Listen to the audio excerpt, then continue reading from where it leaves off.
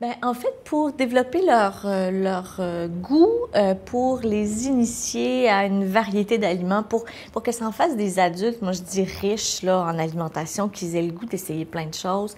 Je pense que la clé du succès, c'est vraiment d'introduire ces aliments-là le plus tôt possible dans l'alimentation.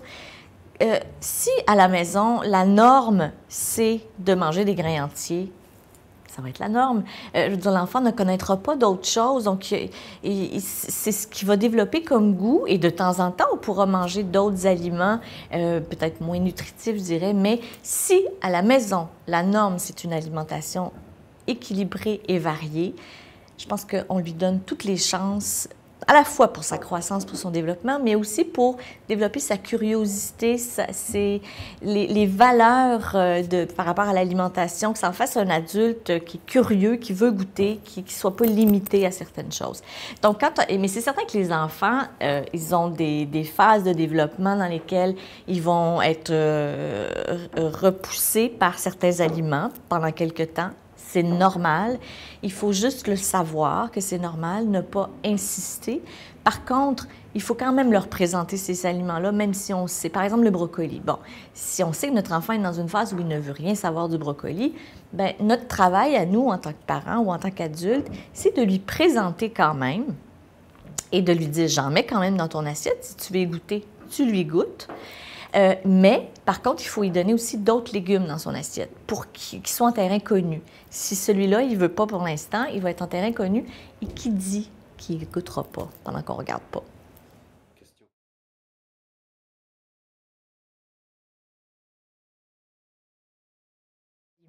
Et comment on développe une relation saine avec les aliments, c'est en tant que parent, en tout cas, en ne faisant pas de lien émotif avec la nourriture, en ne faisant pas de chantage, ni positif ni négatif, du style, comme on a souvent entendu, et même moi-même, là, plus jeune, mange tes légumes si tu vas avoir du dessert, ou bien de faire une punition, si tu manges tes légumes, tu vas aller faire telle sortie ou je ne sais trop.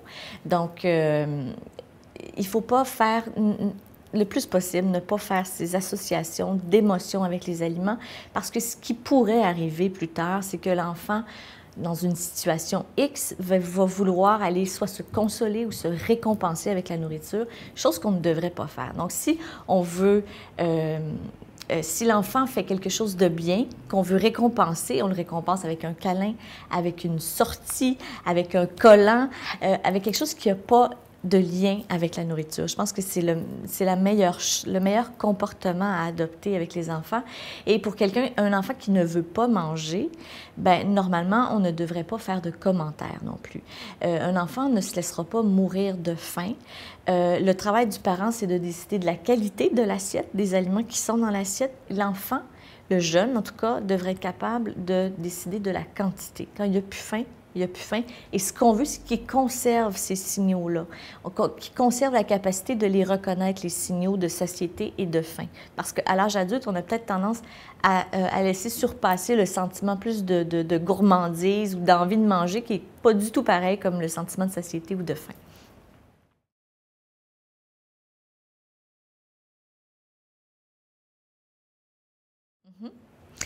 C'est certain que c'est tout un défi, quand les deux parents travaillent, d'arriver à avoir un repas équilibré sur la table en dedans de pas trop de 30 minutes, mettons.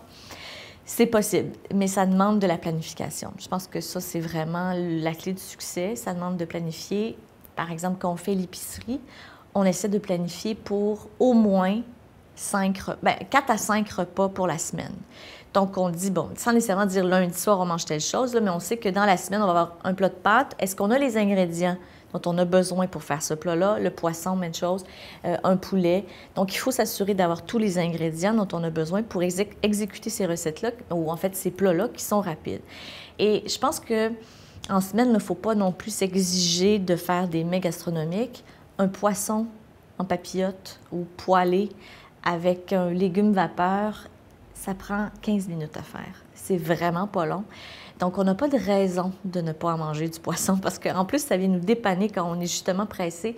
Et c'est très pratique justement, si on n'a pas le temps de passer à la poissonnerie ou qu'on s'inquiète de la fraîcheur, etc., on prend des poissons qui sont surgelés, on les sort, on les fait cuire. C'est sûr que ça demande un petit peu plus de temps, mais on n'a pas rien de préparation de plus à faire. Il y a plein de choses, de trucs comme ça d'avance. Le congélateur est très, très pratique. Si vous voulez, même en début de semaine, faire cuire du riz à l'avance. Si vous trouvez que c'est trop long, faire cuire du riz, particulièrement de grains entiers, c'est plus long. Bien, on en fait une grosse quantité, on en garde en portions dans le congélateur ou même au frigo. Et quand on arrive, bien, on se fait un sauté, le riz est déjà prêt. Donc, il y a des trucs comme ça, mais je pense que c'est de planifier parce qu'il n'y a rien de plus choquant et de décourageant quand on arrive à 6 heures, que les enfants ont faim et qu'on n'a rien de prêt, que de vouloir faire quelque chose puis de se rendre compte qu'il nous manque un ingrédient. Bien, alors, qu'est-ce qu'on va faire la plupart du temps? C'est prendre le téléphone ou, bon... Alors, si on veut éviter ça, bien, on essaie d'avoir ce qu'il faut. Donc, un garde-manger de base, là, c'est très important.